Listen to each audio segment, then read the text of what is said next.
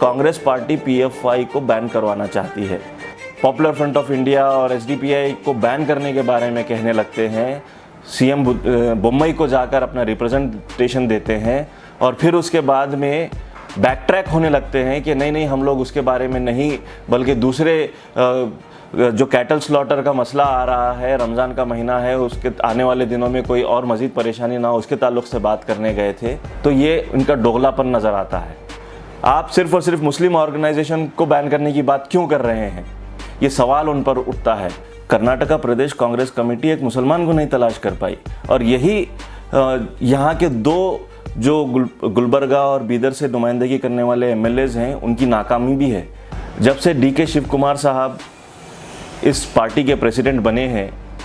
हम मुसलसल देखते आ रहे हैं कि उनके अलग अलग मौक़ों पर मुसलमानों के ताल्लुक़ से जो रवैया रहा है वो बड़ा ही जलीलो ख़ार करने वाला रवैया रहा है। जस्ट 2-3 रोज़ पहले 40 वाइस प्रेसिडेंट्स को बनाया और 109 जनरल सेक्रेटरीज़ को बनाया कि 40 में से सिर्फ और सिर्फ 2 मुस्लिम हैं वाइस प्रेसिडेंट और 109 में से 9 मुस्लिम जनरल सेक्रेटरीज़ हैं। या 4% आप मुसलमानों को जो है नुमाइंदगी देते हैं, या 109 में से आप सिर्फ 9 लोगों को मौका देते हैं, मुसलमानों को अपनी पार्टी में एक मुकाम देते हैं। तो ये दिखलाता है कि आप किस कदर मुसलमानों के ताल्लुक़ से जो है बयास सोचने लगे हैं, किस कदर मुसलमानों को जो है नज़रअंदाज करने लगे हैं कि मुसलमान आपके लिए सिर्फ़ और सिर्फ एक वोट देने की मशीन बन चुके हैं और आप चाहते हैं कि जो है आप मुसलमानों के मसाइल को नज़रअंदाज करते चले जाएं। This video sponsored by Mahalakshmi jewellers, united hospital, KBN university, Surat Khazana, Shaheen group of institutions, Al Karim wedding mall, SR continental hotel and by Orbis international school. अस्सलाम वालेकुम व रहमतुल्लाहि व बरकातहू। आज मैं आपके सामने एक ऐसी पार्टी के बारे में बात करने के लिए मौजूद हूँ जिस पार्टी के तमाम तर मुस्लिम लीडर्स का ये क्लेम है और ख़ास करके तमाम तर जो पार्टी के लीडर्स हैं वो सामने शायद खुल के तो ना कहें कि हम मुसलमानों के खैरख्वाह हैं, बहीख्वाह हैं, लेकिन हमेशा से ये क्लेम करते आए हैं और हमारा उम्मत मुस्लिमा का भी ये एक तसव्वुर है कि कांग्रेस पार्टी एक मुसलमानों की सबसे ज़्यादा खैरख्वाह और फ़िक्र करने वाली पार्टी है। अब आप ये सोच रहे होंगे कि मैं ये बात क्यों कर रहा हूँ कि पार्टी के बारे में क्यों सवाल उठा रहा हूँ।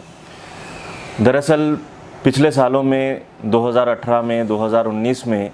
कर्नाटक के मुसलमानों ने 90% के करीब कांग्रेस पार्टी को वोट दिया, वन साइडेड वोट दिया और ये उम्मीद में वोट दिया कि मुसलमानों के मसाइल को ये पार्टी हल करेगी और मुसलमानों को अच्छी तरीके से नुमाइंदगी देगी। अब जब से डीके शिव कुमार साहब इस पार्टी के प्रेसिडेंट बने हैं, हम मुसलसल देखते आ रहे हैं कि उनके अलग अलग मौक़ों पर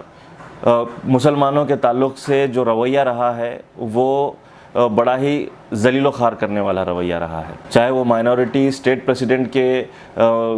ताल्लुक़ से जब एक प्रोग्राम रखा गया था उनको जो है फेलिसिटेट करने का, तो वहाँ पर उन्हीं के एमएलए के साथ में उनका बर्ताव रहा हो, एन ए हारिस के साथ में,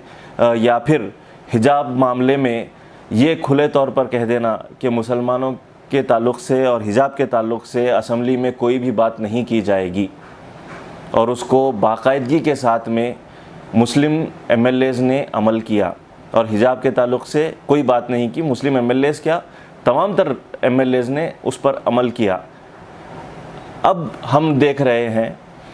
कि कांग्रेस पार्टी का कर्नाटका मुसलमानों को जो रिप्रेजेंटेशन देने की बात जहां तक आती है,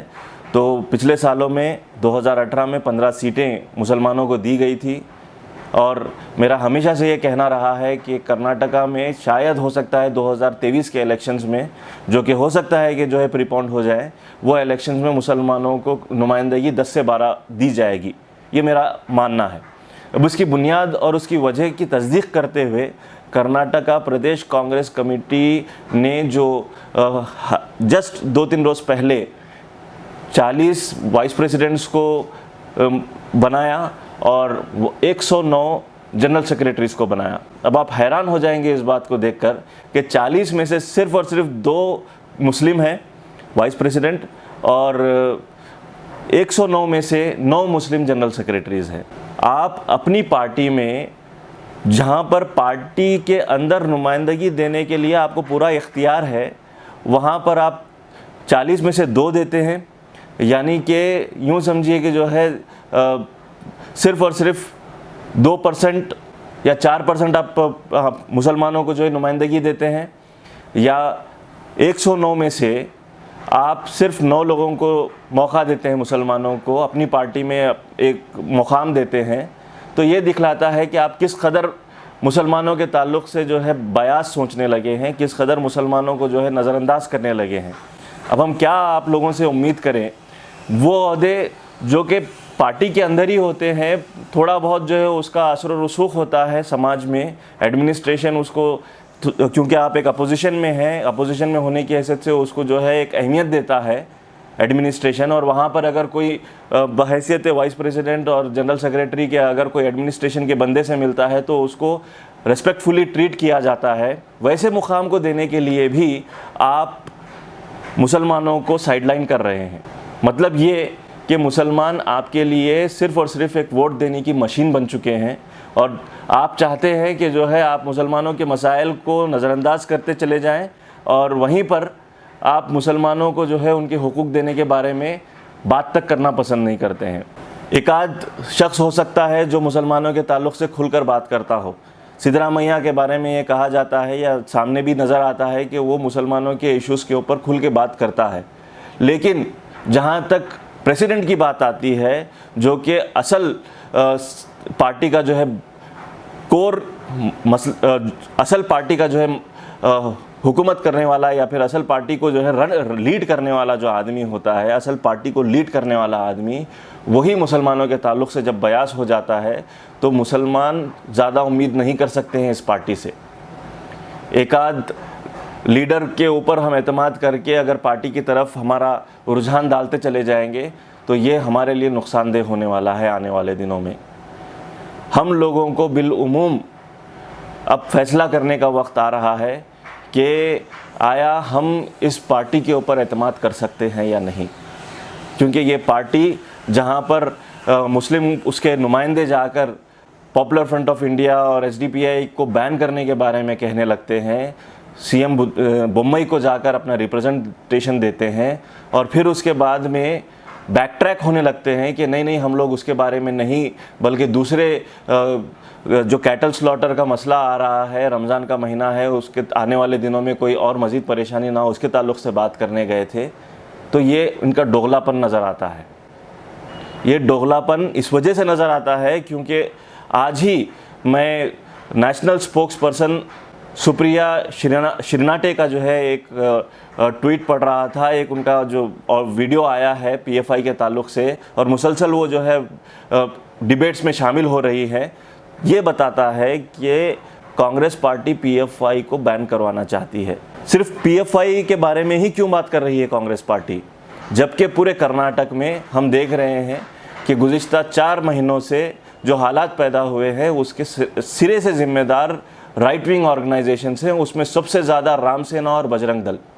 तो आपने उनके बारे में क्या सवाल उठाया है? उनको बैन करने के बारे में क्यों नहीं बात हो रही है? आप सिर्फ और सिर्फ मुस्लिम ऑर्गेनाइजेशन को बैन करने की बात क्यों कर रहे हैं?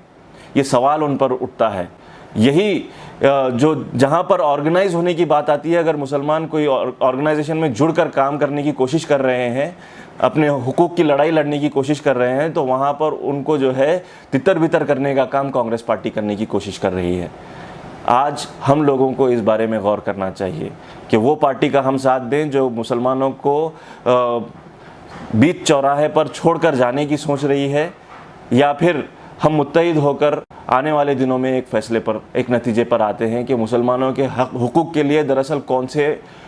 पार्टी आने वाली है आगे उनका साथ देने के लिए। यह हम लोगों को सोचना है, यह हम लोगों को इस बारे में फ़िक्र करनी है। मैं आपसे यही गुजारिश करता हूँ कि आज जो इन लोगों का कच्चा चिट्टा आपके सामने आ रहा है कांग्रेस पार्टी का,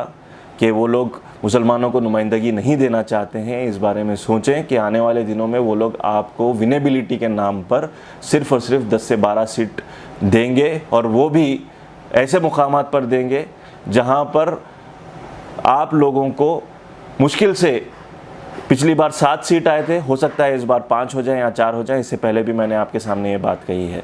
गौर करें, फ़िक्र करें, उम्मत के बारे में फ़िक्र करें, उम्मत के हुकूक़ की लड़ाई में हम लोगों को किसका साथ देना है उसके बारे में आप लोग गौर करें। और एक ख़ास बात, ये जो लिस्ट आई है उसमें नज़र आती है